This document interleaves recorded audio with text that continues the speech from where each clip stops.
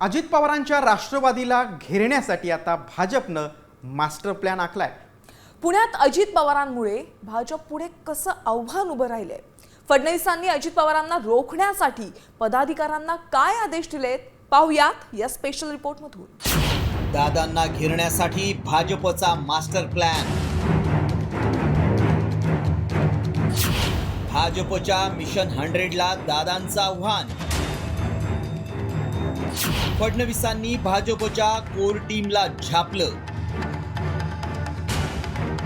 पुणे महापालिकेत 100हून अधिक जागा जिंकण्याचं लक्ष्य ठेवलेल्या भाजप समोर आता मित्रपक्ष असणाऱ्या अजित पवारांच्या राष्ट्रवादीचंच मोठं आव्हान असणार आहे। अजित पवारांनी पुण्यात शरद पवारांच्या राष्ट्रवादीशी जुळून घेत महापालिकेच्या मैदानात खेळलेल्या नव्या रणनीतीमुळे भाजपची चांगलीच डोकेदुखी वाढली आहे।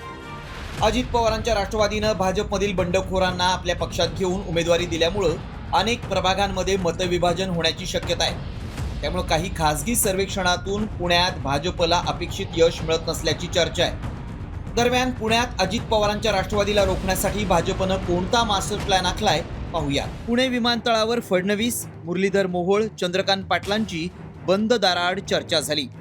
पुण्यातल्या बैठकीत सर्व प्रभागांची सविस्तर समीक्षा करण्यात आली।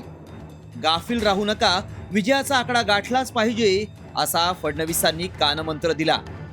जिथं भाजपची स्थिती कमकुवत तिथं तातडीनं बदल करा, असे आदेश देखील देवेंद्र फडणवीसांनी दिलेत। तसंच आगामी निवडणुकीत भाजप अधिक आक्रमक पवित्रा घेण्याची शक्यता आहे। पुणे आणि पिंपरी चिंचवड महापालिका दोन्ही राष्ट्रवादीसाठी अस्तित्वाची लढाई ठरली आहे। अशातच भाजपच्या प्रचारात खुद्द मुख्यमंत्री देवेंद्र फडणवीसांनी जेवढं मागे जाऊ तेवढा वाद वाढेल असा इशारा दिल्यामुळे पुणे महापालिकेची निवडणूक प्रतिष्ठेची झाली आहे। आता पुणे आणि पिंपरीत कुणाचा महापौर बसणार, अजित पवारांना रोखणं भाजपला शक्य होणार का, हे पाहणं महत्त्वाचं ठरणार आहे। रिपोर्ट साम टीव्ही न्यूज।